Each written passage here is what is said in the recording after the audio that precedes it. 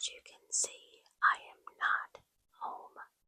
I am currently in Atlanta, Georgia, in Bestie's closet. So, I do hope the audio is not too bad because I've been trying my hardest to make it as crisp and clear as possible.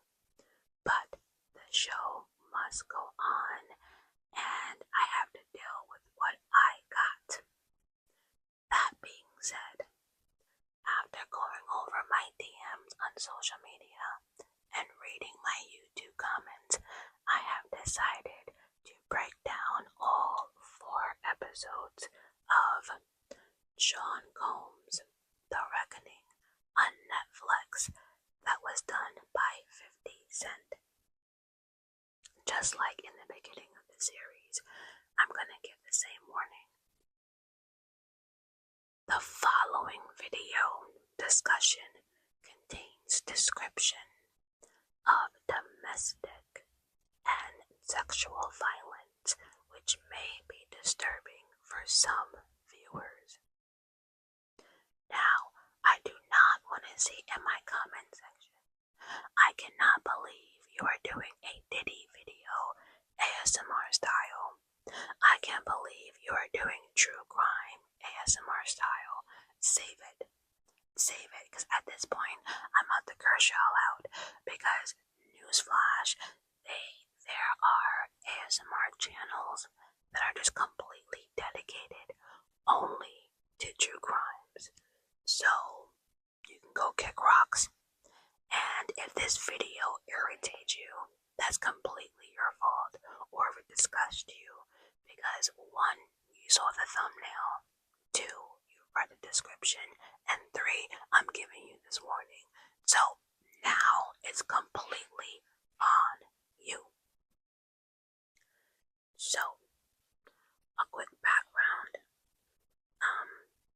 In 2025, Sean Combs was tried in federal court on charges including RICO, sex trafficking, and violation of the Mann Act. He was convicted on 2 counts of transportation to engage in prostitution under the Mann Act and acquitted of the remaining charges. We now know that he got about 50 months in jail, and I think when we did the math, they came out to 4.5, 5 months behind bars with time already served. In September 2024, Diddy had a videographer follow him while in New York City. During this time, Diddy was under federal investigation. 50 Cent obtained this footage after Sean Diddy Combs was arrested and placed in jail. Now, how 50 got the footage, we don't know, but word on the curb, allegedly, is that Diddy did not pay the videographer, and I guess maybe he was going around asking people who wanted it, and 50 was like, right here.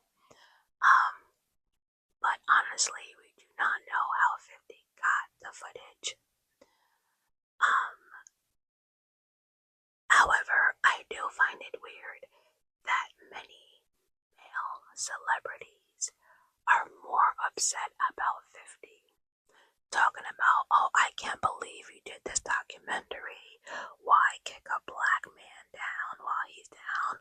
Well, where the fuck was his energy when we were doing Surviving R. Kelly? Where? Everyone needs to be side-eyeing anyone who is Team Diddy at this point. It blows my mind. No one is worried about the victims. In this entire documentary, Diddy took 0 accountability. The only thing he was worried about is how the media was perceiving him. He was also worried about a life to live after Meanwhile, you have damaged and completely destroyed other people's lives, but now you are worried about your image and how you're gonna live life. We finally see Diddy scared shitless because animals don't like to be caged. And when you're Diddy and you've always had the finer things in life, prison is not the place you want to be. I've always told y'all, and this documentary proved it, Diddy is not street. He is not that gangsta that y'all think he is. He is not. Not at all. But it was just more irritating than that. He was worried about his image, money, and everything else. I don't know. So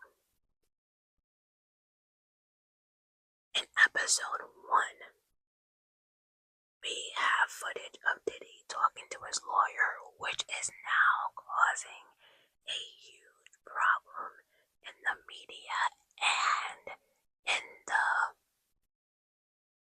lawyer community. We also might have some jury problems. This was a complete shit show. I don't know. The documentary starts off episode 1 on September 10th, 2024 at the Parklight Hotel.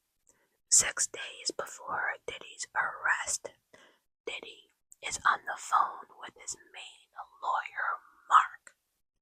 And I'll never forget this conversation because Diddy is either on the phone or FaceTime, we don't know, but we hear the back and forth, and Diddy is clearly irritated because he feels as if his lawyers are not working together because nothing is getting accomplished, and the lawyer is saying, look, they haven't picked you up, you haven't been indicted, and Diddy's like, no, I need my life back, I need this, I need that, and honestly, I think he was recording all of this because I believe, in my opinion, that Diddy thought he was going to beat all these charges, and this footage that he was doing, he was going to make it and spin his own narrative. Like he mentioned in the documentary, you have to spin your own narrative.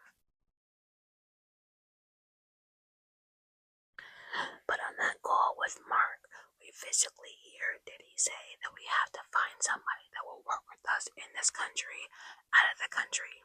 There has to be somebody that has dealt in the dirtiest of the dirtiest, dirty business of media and propaganda.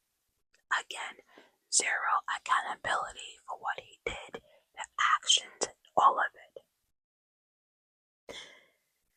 Oh, Diddy, I cannot. By the way, did anyone else realize who watched the documentary? By the way, please remember to like, comment, hype, and subscribe. But in the documentary, is it me? But like when Diddy was 19, was he trying to talk like Michael Jackson? Or was he part of the rainbow community? No shade, love the rainbow community. I mean, I think by now we all know Diddy belongs in the rainbow community, but he sounded like Michael Jackson or something with the soft voice and like always licking his lips.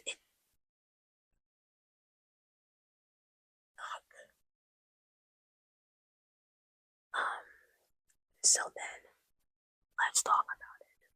I remember in a video I did, I was telling you that majority of Diddy's artists are either in jail, broke, or dead.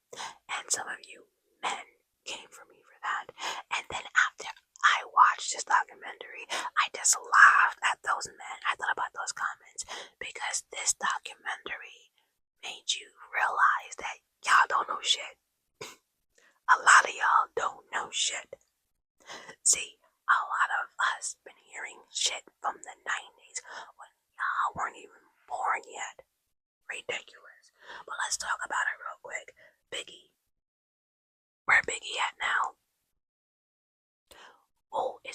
fingers at Biggie about Biggie's death, right? And Diddy wanted to plan this big funeral, for his best friend, who, by the way, Biggie's mom said lie. Diddy was the devil, basically. But Diddy had this big funeral, but had Biggie's estate pay for it, which, by the way, Biggie was not making any goddamn money. See, Diddy had these contracts that it would make it impossible for his artists to make money.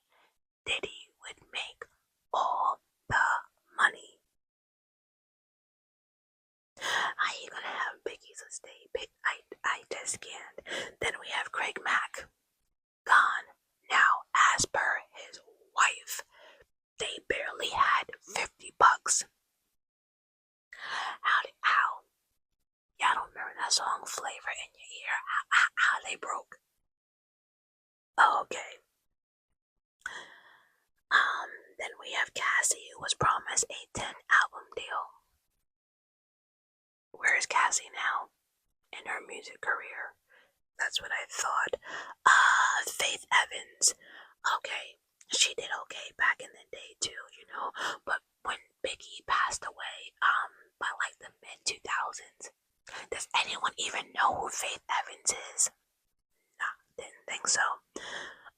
We all know about Mace. Didn't Mace become a priest or a pastor or some shit? Couldn't deal with Diddy. He was broke as well. 112. When's the last time we heard 112 sing Cupid? Peaches and Cream. Live. Are they even together? Yeah, that part. Shine. Did he go to jail for Diddy for a crime he didn't commit? That's what I thought. Danny Kane didn't last. King Combs, just the last name alone. Total. When's the last time y'all seen Total? Do y'all even know who Total is? Probably not. Little C's, Foxy Brown, Carl Thomas, the list goes on and on and on. Where are these people? Where? Let me know. Where are they hiding? Because again, a lot of them had to get regular 9-to-5s. A lot of them were banned from the music industry. So, and then we had those 3 bands that Diddy did on, what was it, MTV or VH1, one of them called Making the Band. First group was called The Band. Where they at? Danny Kane. Well, shit, 2 of them left the group before the shit even started. And Aubrey Odell, we'll get to her, but what happened to them? Day 26. Like, y'all need to stop playing with me. By the way, for those who did not know, I did not mention Little Kim because, we should, but Little Kim was never really officially signed to Bad Boy Records. She was basically a prodigy off of Biggie, who was signed to Bad Boys, making her a part of the label, in a sense, like label family-ish. And her success to the group, Junior Mafia. But wasn't it Little Kim who said when she went to jail, Diddy didn't help with lawyer fees, didn't help with putting money on her books, didn't come to see her? Wasn't she the one that Diddy pulled the album off the shelves? No? Okay.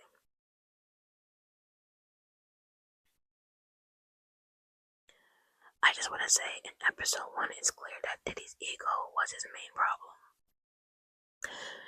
And so, Diddy, back in the day, was literally one of a kind, especially in the 90s. A black man who was giving back to the black community and signing all these wonderful artists who, by the way, had contracts that made it impossible for their artists to make money. But not Diddy. Diddy, more money, more power, more money. But back then, we heard rumors, but nobody would dare say anything because everyone was worried about themselves. Everyone was worried about the repercussions, like nobody cared. And it's sad when you realize how many people knew what was going on and how many victims actually probably could have been saved from this nonsense, but here we are. So, 1989, Harlem, New York. Kirk, I think his last name is Burroughs, was co-founder of Bad Boy Entertainment and was there from day one. He was there and he knows how everything got started, and he's talking a lot in this documentary. And like he said, from the very first day he met Diddy and the Diddy we know now, two totally different people. Diddy was 19 years old when he dropped out of Howard University because he wanted to become part of the music industry. Guess how Diddy started out? Literally dancing in everyone's videos, wanting to be in all the videos, dancing and shit. Remember Suge Knight? But no, seriously, that's how Diddy started. He would be dancing his ass off in the back of someone's video. And he was doing this when hip-hop was changing and evolving. So like in the late 80s, we had groups like Run DMC, Public Enemy, and Heavy D and the Boys. Now Heavy D played a big part in Diddy's success and start. Because back then, Heavy D and the Boys was basically representing Mount Vernon, which people liked. You know, he had the whole Mount Vernon community behind him. He would come, he would give back, and one of those people in the Mount Vernon community that loved it was Diddy. Now, I know a lot of y'all confused right now, but let me unconfuse you. Diddy was born in Harlem, see, but Diddy and his mother kind of left out the next part of his story. Diddy was never street. He never came from the street, and he was never poor, like at all. We do know now that his father was a gangsta. I think died when he was 5. We'll leave it at that. But once his father died, Janice, his mother, was like, oh hell no. Took whatever money she had and upped and moved her and her son to Mount Vernon, where Diddy went to a private school with a uniform. See, Diddy wasn't stupid. He understood that if you had this backstory of being poor, black and poor, and now you're this rich man, it makes your story better.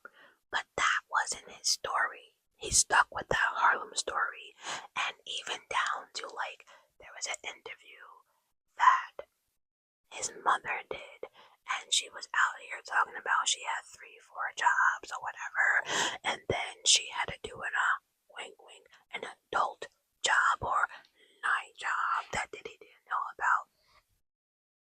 We all know you ran a brothel. Who are you fooling?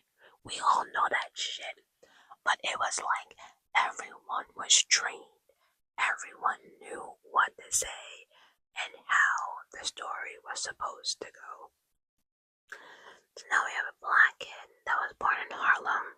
Father was gunned down by gangsters. He lived by the street, died by the street. Supposedly his mother had to work 3 jobs, running a brothel just to put food on the table. Blah, blah, blah, blah, blah. But like I said, they lived in a very nice neighborhood in Mount Vernon.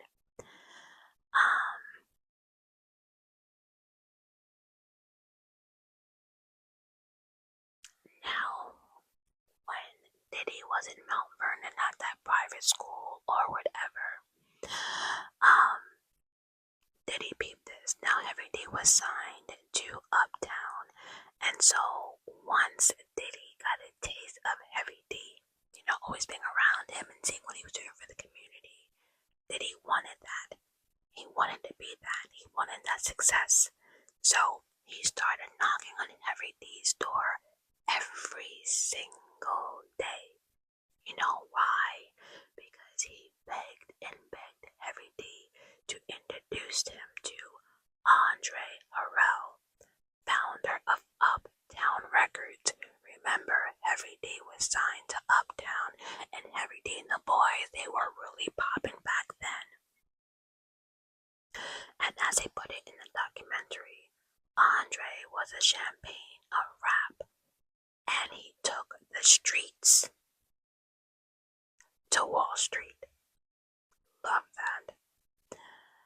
At that time, the only way to really get into hip-hop would have been through Andre Harrell or Russell Simmons. That's it if you really wanted to make like the big bucks. Diddy had impressed Andre enough to allow him to intern to Uptown Records, and that was the beginning.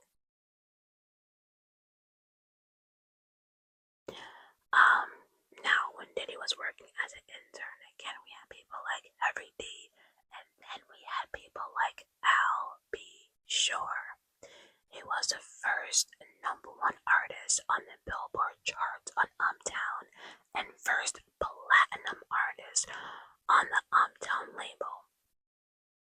In black terms, back then, he was light-skinned. And you know, back then, for some strange reason, if you were light-skinned, light-skinned, you were like more, I don't know, a lot of black men who are dark-skinned would say that, dark-skinned brothers weren't in back then, but, so anyway, everyone found, like, Al B. Shore, oh my god, he's so cute, he's so good, he had the nice hair and stuff like that. I know, stupid.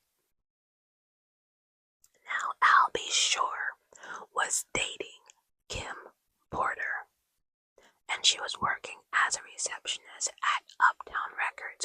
So the moment you came on the elevator, there was Kim Porter. Beautiful looking woman, beautiful. But when Diddy saw her, he saw a different type of beauty. He became obsessed. Like anything Diddy wanted, he had to get. Then all of a sudden, Diddy's an intern, and now he's always at the receptionist desk, aka Kim's desk, begging her for something all the damn time. Whether it was a date, a hug, a kiss, whatever.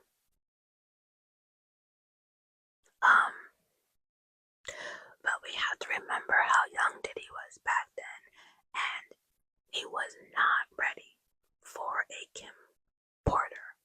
But I will tell you this though, that pissed off Al B. Shore, he sure did. But see, here's the thing, it pissed off Al B. Shore, but he wasn't worried. You know why? Because when Diddy was 19, he was puny. I said it. He was puny, didn't have much money, and was an intern. He didn't drink alcohol, he didn't do marijuana, and he didn't allow any type of drugs. Anytime he was around, it was completely forbidden. So basically, people were telling him that Kim was out of his league, but he just could not let it go. He had to have her. And so that just proves that in the beginning, Diddy was trying to have this squeaky, clean image. Know this, know that, but we see how that turned out.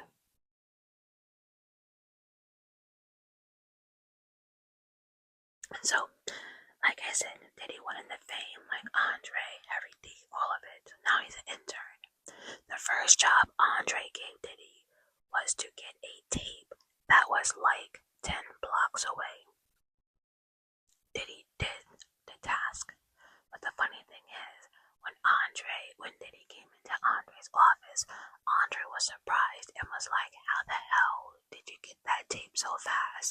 Diddy said, I ran there and I ran back. And that made me realize about that whole cheesecake situation on making of the band, making them walk to Junior's for a piece of cheesecake over the Brooklyn Bridge during the fucking winter in New York. So anyway, that impressed Andre, and Andre was like, oh, I can make Diddy my little bitch. So in a sense, like he would get the coffee, pick up the dry cleaning, whatever Andre needed, he did. And then Andre bought his first $1 million home. But as he would put it, allegedly, I don't know, but supposedly, or ironically, a couple of days prior, Diddy got into an argument with his mother, and she kicked him out. He had no place to stay, so Diddy ended up on Andre's $1 million home. So what I'm basically saying is, they lived together for a minute. Now all I want to say is, online there's a lot of pictures of Diddy with Andre, and I'm just gonna leave it at that. There's a lot of closeness, there's a whole lot of like Andre in my eyes, and for me personally, he was grooming Diddy. Oh, Clive Davis is up there too, but we gotta take it back because again, Andre Harrell came before Clive Davis. So, by the way, did you know that Janice's mother was a bottle girl? And she was a bottle girl because all the men thought she was glamorous. And so she would get extra money to take the bottle and pour it in men's mouths. Yeah, that part. I don't know.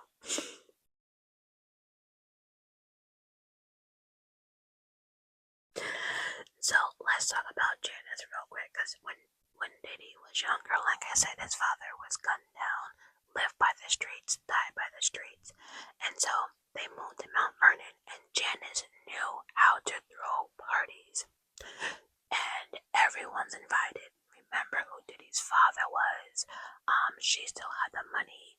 Nobody would mess with this family, whatever, but she would have pimps there, basketball players,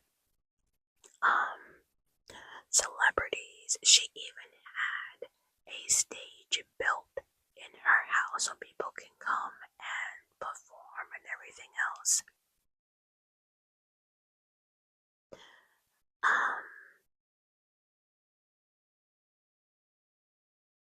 So the fact that she threw these parties, and she also did allegedly was a prostitution back then, Diddy saw a lot of inappropriate stuff and witnessed a lot of things that he probably should not have witnessed. Now when Diddy was little, he was picked on a lot because he was small, puny, and did not know how to defend himself. Why would he? His father was a gangster. Again, nobody would mess with that family.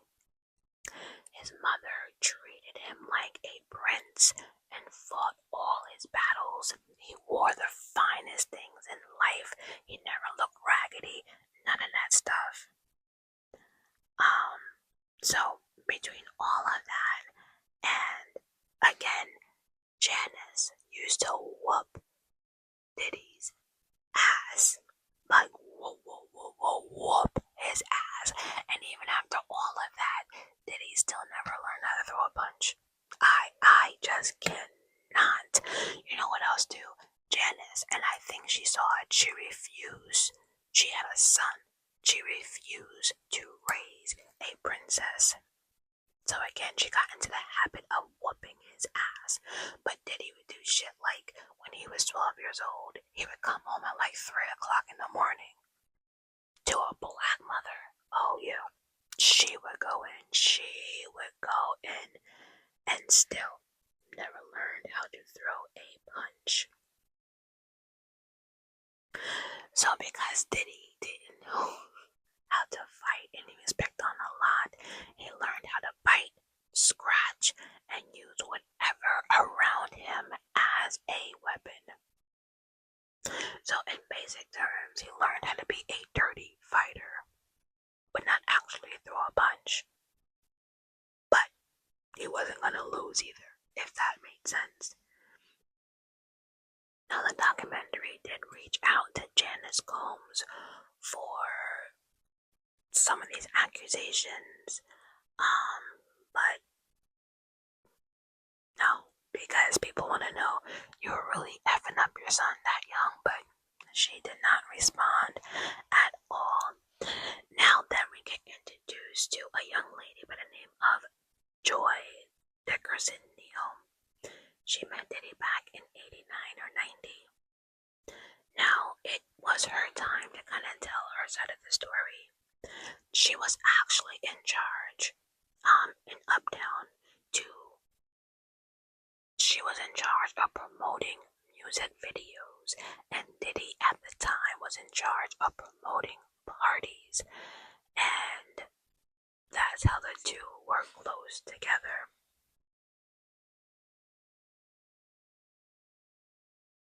Now, I remember one part in the video, in episode 1 in documentary, and I will give this to Diddy. This is the only thing I can say I would give to Diddy, that he was a hard worker. He never stopped. He never ever stopped. And I remember him telling the story that, he had to pass out flyers or do something on the side because he wasn't getting paid. He couldn't pay the bills. And so he just didn't sit back and cried. He worked for it. He actually, I had to give him that. Back in the day, he put in his work, whether it was on his knees or running errands or not sleeping for days. He put in his work. That's all I'm giving it. His hustle was completely different from others. But again, he was always a hustler.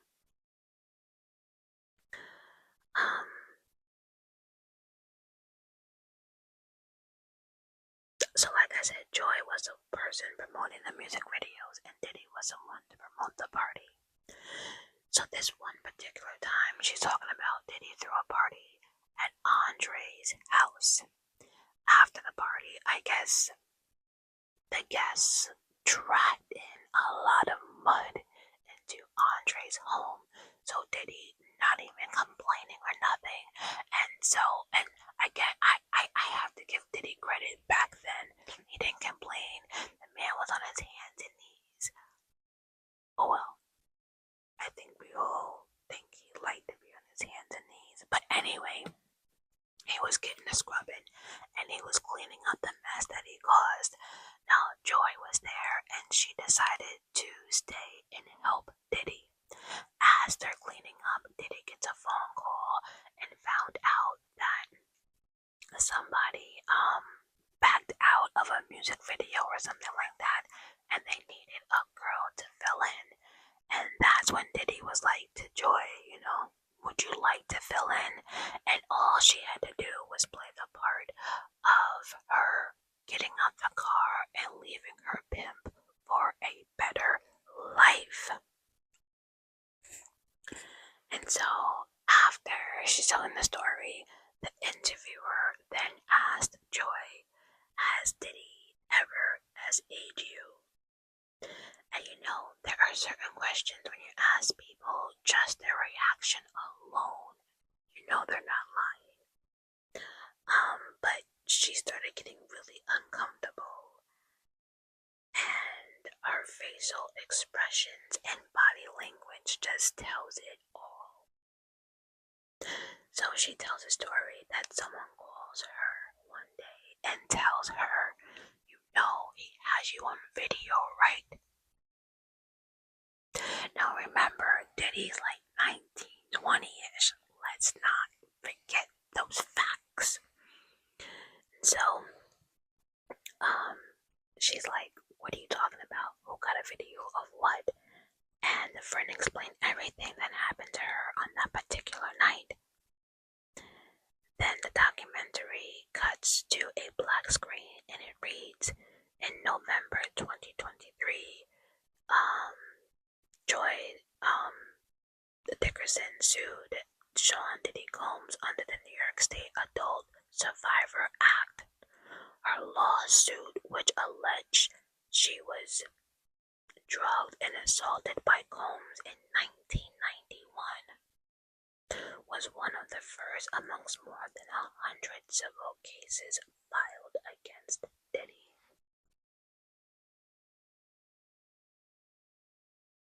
And I think the part that bothers me the most about our story is she was the one who actually stayed back, helped him clean up the mess in Andre's house, then helped him fill in for the missing girl, not the missing girl, but the girl who backed out of the music video. All of this for you to turn around and do what you do. And then you're showing people. Like, that whole thing just really, really bothered me. The whole situation was devastating to Joy's family. So her mother wrote a letter to Diddy's parents. Now I know you're thinking Diddy's parents, but we have to remember how young Diddy was still at this time. Joy did not know about the letter at that time, but clearly she knows about it now. And I'll read part of it, what I saw when I paused the documentary. But it says, "Dear Mr. and Mrs. Combs, I'm writing to inform you of something that your son did to my daughter that has greatly decreased the quality of her life and wreaked havoc on our entire family. One weekend, while visiting my daughter's apartment, I woke up to her screaming in the middle of the night. When I ran to her bed and asked her what was wrong, she told me that she was dreaming about Puffy. I asked her why she would be screaming and who is this Puffy person that would cause her harm and to have a nightmare. I was shocked and mortified to hear her story. She told me that several people have come to her to inform her that your son has an obscene videotape of her. I asked what kind of videotape, and she said that he, without her knowledge, videotaped my daughter having sexual intercourse with him and some more inappropriate stuff. He also showed the videotape to several people, showing her sexual, all of it. It's just sad. When I say several people, she said that she suspected that your son showed it to at least 60 people or more. Apparently his son shows these tapes to all of his friends at parties on large screen televisions. From what I understand, he has done this to several other girls. I realize that this may be hard for you to believe, but if I hadn't heard the story out of my daughter's own mouth and didn't look into her eyes filled with tears, I would never have believed it in this manner.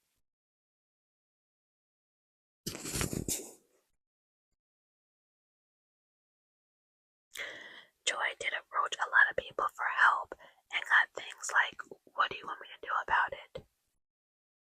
Or, "If I help you, I can no longer go to these parties." Crazy.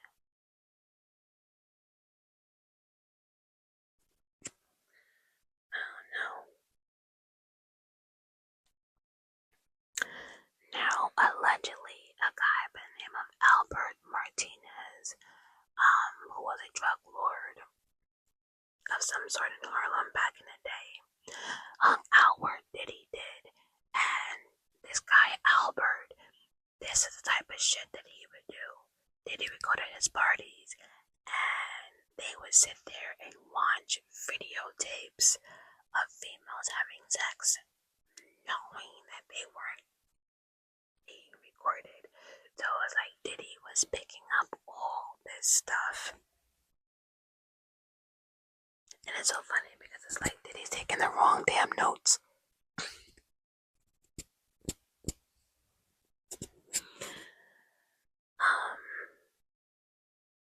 So then an interviewer did ask Joy if she ever confronted Diddy about what he did, and she did say that she tried to avoid him for a very long time, but then they ended up bumping heads. And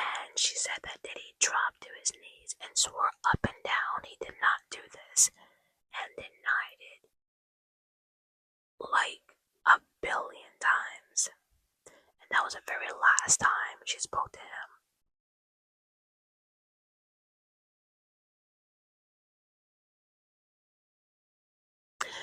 Now, we gotta take the time to think about this for 1 second, because the fact that Diddy was so young, and I don't know if this was his first time or not, but the fact that he did this to Joy, and the fact that it actually got back to him, you would think that young Diddy would say, okay, let me stay away from that. Oh my God, how much that just got caught. But no, he didn't. I think that was actually his first test run to see how far he could go. But as of airing that documentary, the case filed by Joy against Diddy is still remain pending. And of course, again, Diddy is denying anything. I mean, he's also denying ever being alone with Joy or even engaging in any type of sexual misconduct.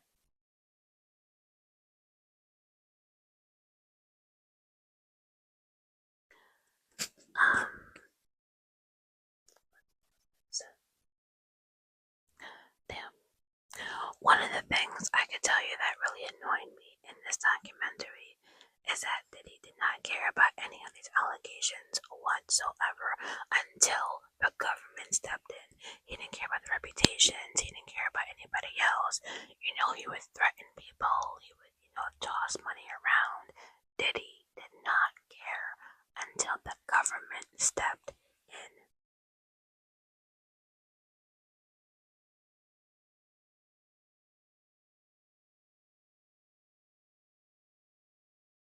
Oh, I was wondering, I was reading my comments, but I said for those who watch the documentary, again, I said this in the beginning of the video, how many times, like, Diddy licks his lips way too much for me that it makes me uncomfortable.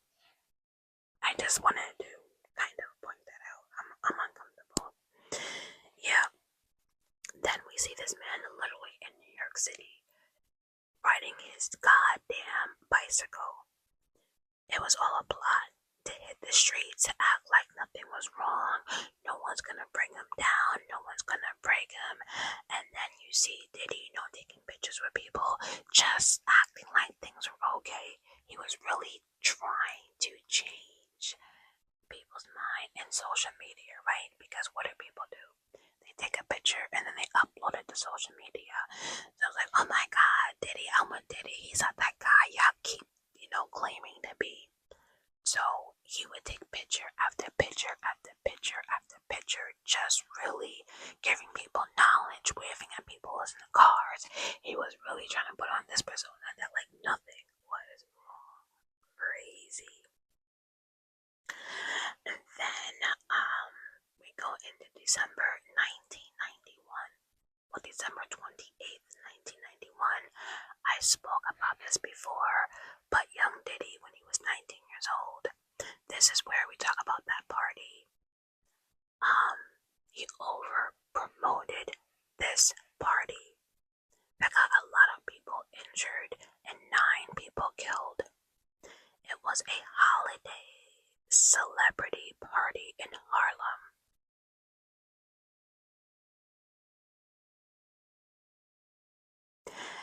And it was supposed to be held at the City College of New York. The flyer read, the first annual Heavy D and Puff Daddy salad. Okay, the flyer read, annual Heavy D and Puff Daddy celebrity charity basketball game. That part. So to summarize the situation, because again, I already covered this story, but he wanted to promote this charity basketball game. It was for charity, and he sold tickets. The problem was when the day came for the event, again, Diddy over promoted this party. So when everyone showed up and the doors opened, people who had tickets couldn't get in, and then people who did not have tickets got in, and then that became a problem. And then all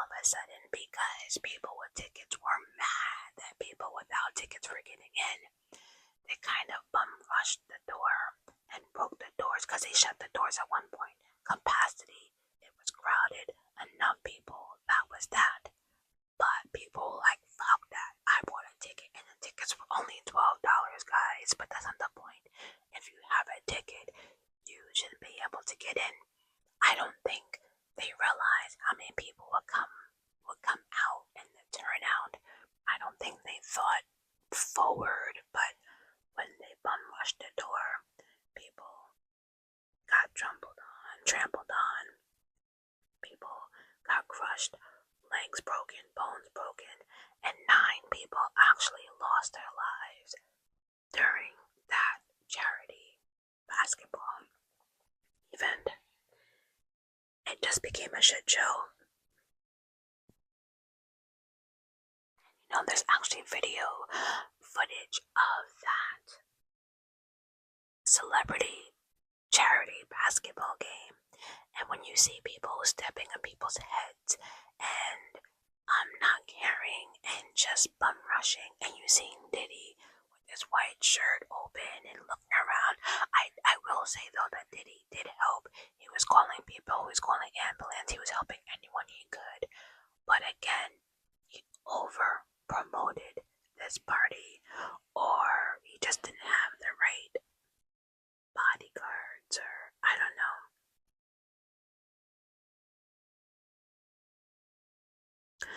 So the question remains, who was to blame?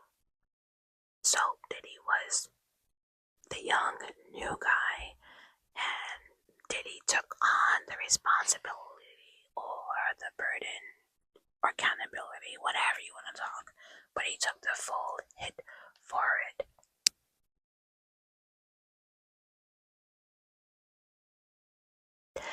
And so the moment I finally saw that press conference that he did after the event, right? Right then and there, you knew that Diddy might not have talent, but he definitely had the talent on spinning or making people have sympathy for you or for him. And that's exactly what he did. Basically saying, I just wanted to get people together to raise money for a good cause. I never meant any of this to happen. It just how cool and collected he was. I don't know.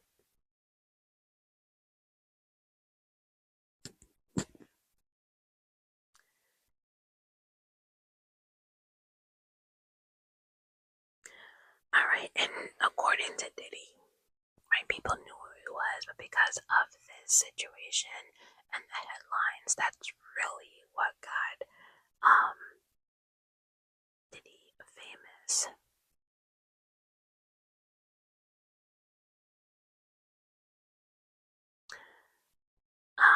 Let me see. Then we find out that after this whole celebrity charity basketball shit show, of course his mother wanted to make sure that Diddy was okay, basically saying, well, did you do this, did you do that? And I guess Diddy was irritated, turned around and slapped the shit out of his mother and told her to shut the fuck up, bitch. Yep, sure did. The filmmakers reached out to Diddy regarding accusations that he physically harmed his mother. He did not reply. Shocker.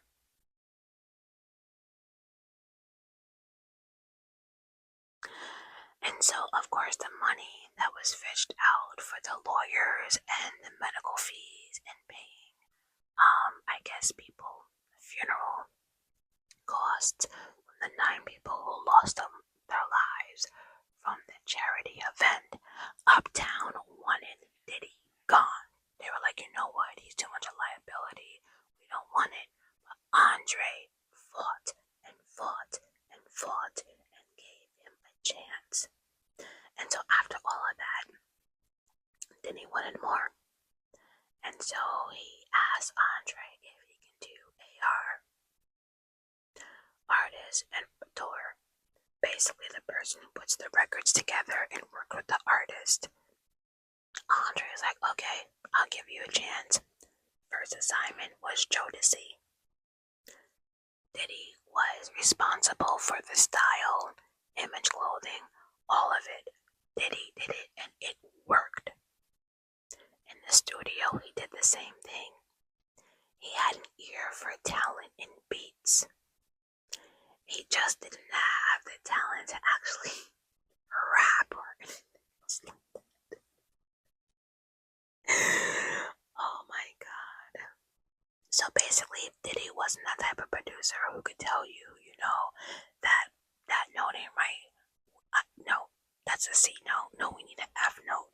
No, Diddy, that wasn't the type of producer Diddy was. But again, he had a good ear for putting beats together, for knowing what would go with what, hearing lyrics and putting it to that beat. That is what Diddy was known for, but couldn't sing, he couldn't rap, he did not have the actual talent, but could put the talent together, if that makes sense. And that's very, very, very, very, very important, because all Diddy wanted was the fame, if you think about it.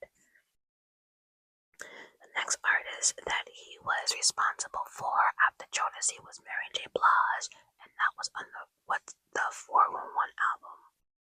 What's the 411? That was my shit. You know, he put her in the black with the low, hat and the leather and all of that. Like Real Love. Oh, Diddy.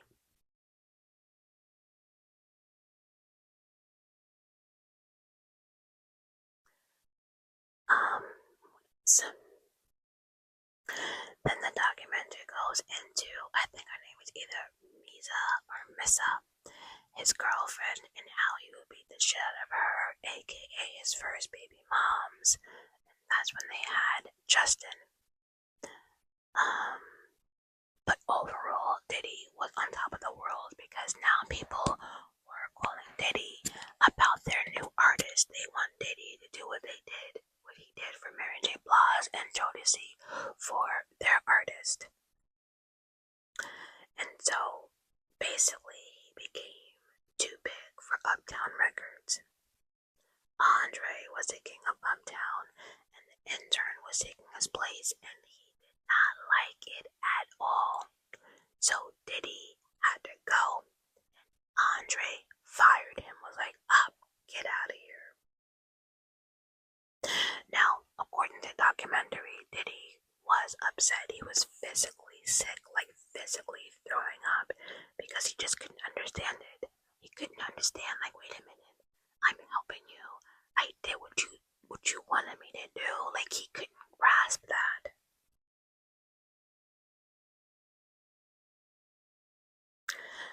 Anyway, Diddy's now done with Uptown Records. The Death Celebrity charity game, all that, and he's like leaving all that behind.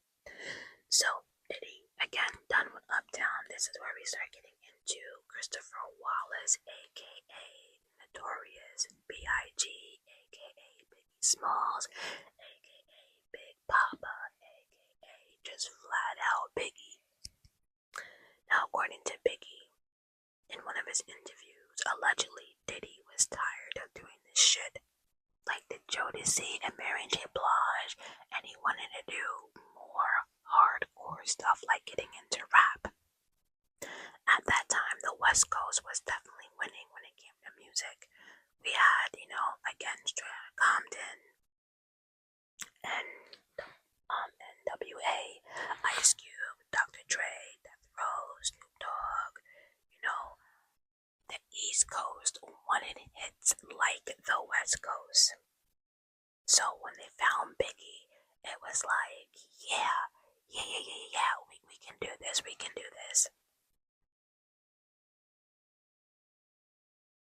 Problem is, though, when they actually first found Biggie, many people do not know this, or realize this, but Biggie was actually signed to Andre Harrell from Uptown Records.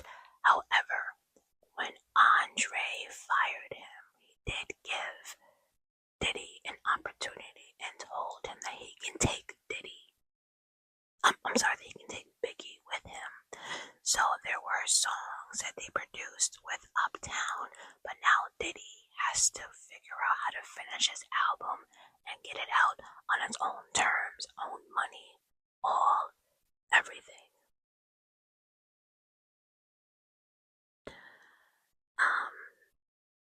So in 1992, and again, honestly, I'm not getting into Clive Davis because I already kind of did that, but Clive Davis signed Diddy this label called Bad Boys,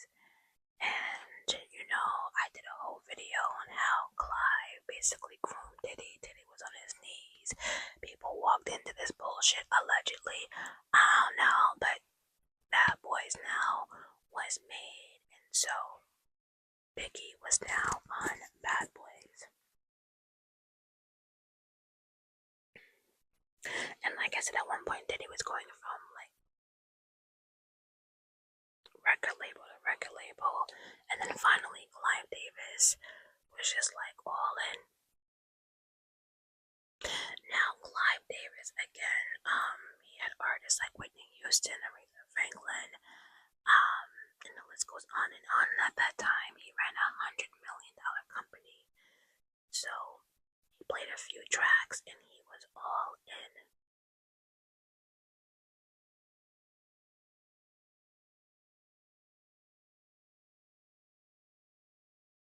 So back to Kirk, right? Kirk Burroughs that I told you that was here from day one. Again, basically talking through most of the interview documentary.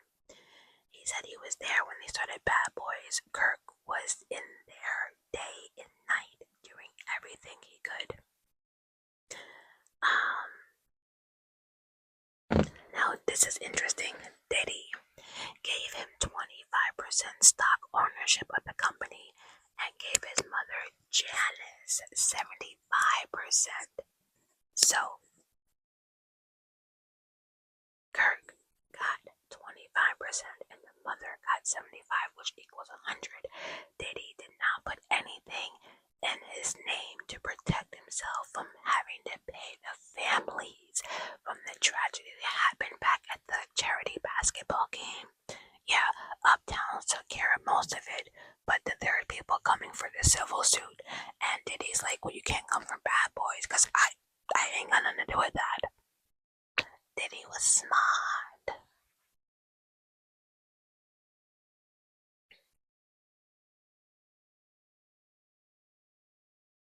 So at this point, now that Diddy has Bad Boys, he's officially became a monster. Kirk basically ran everything, wrote down everything, even controlled Diddy's personal life. What I'm trying to say is Kirk carried Bad Boys in the beginning. The word they use in this series to talk about Diddy was paper gangsta. That was funny as hell. Because you want all the things gangsta have, but you're not a gangsta. You're a bitch. He wanted to be a strong man and had this thing that, like, he wanted to be one, but not in a position to be one.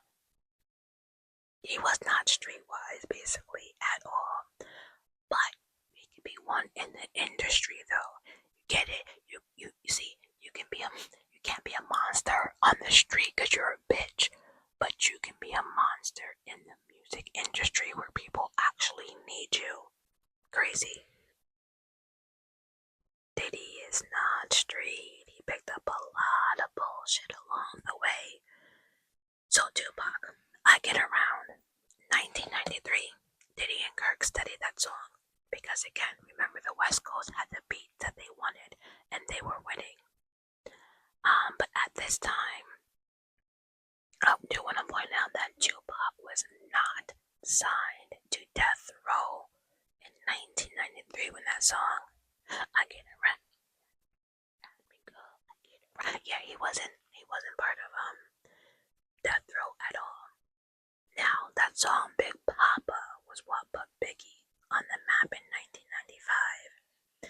Biggie's album Ready to Die was sent to Tupac, and they played the hell out of that song like Pac loved the album. They did. Biggie was doing a release party, and Tupac was so excited. People have to remember, at one point, Biggie and Tupac were friends, and Biggie was very excited for Biggie's success. Tupac thought that Biggie was good, but of course wasn't as good as him, but he had a lot of respect for Biggie.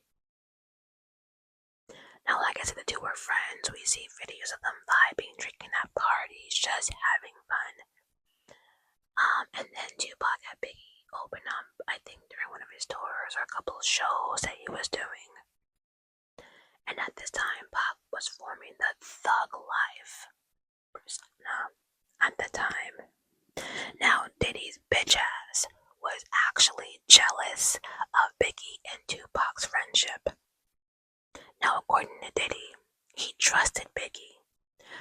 was around, Big made him feel like Biggie really loved him.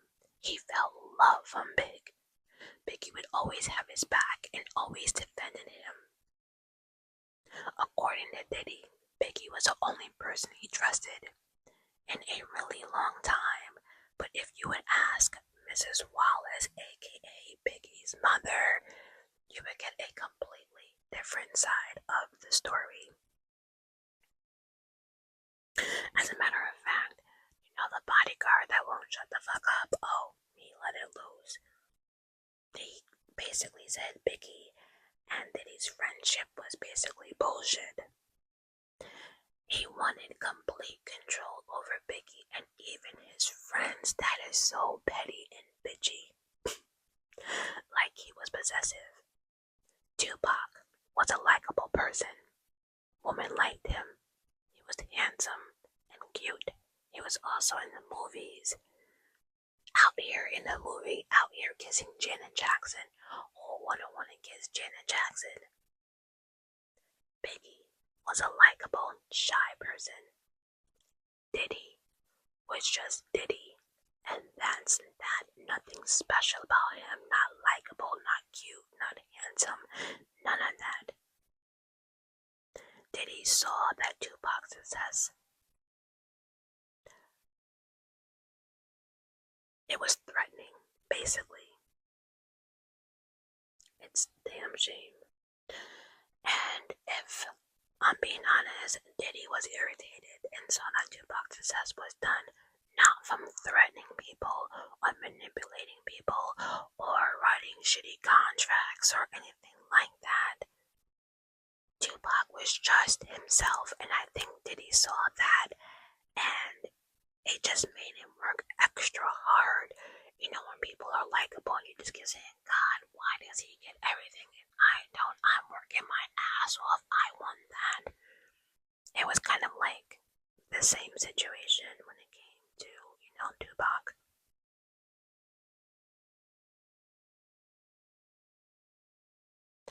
Tupac was a threat to Diddy. A big, big threat. And that's how we will end episode 1.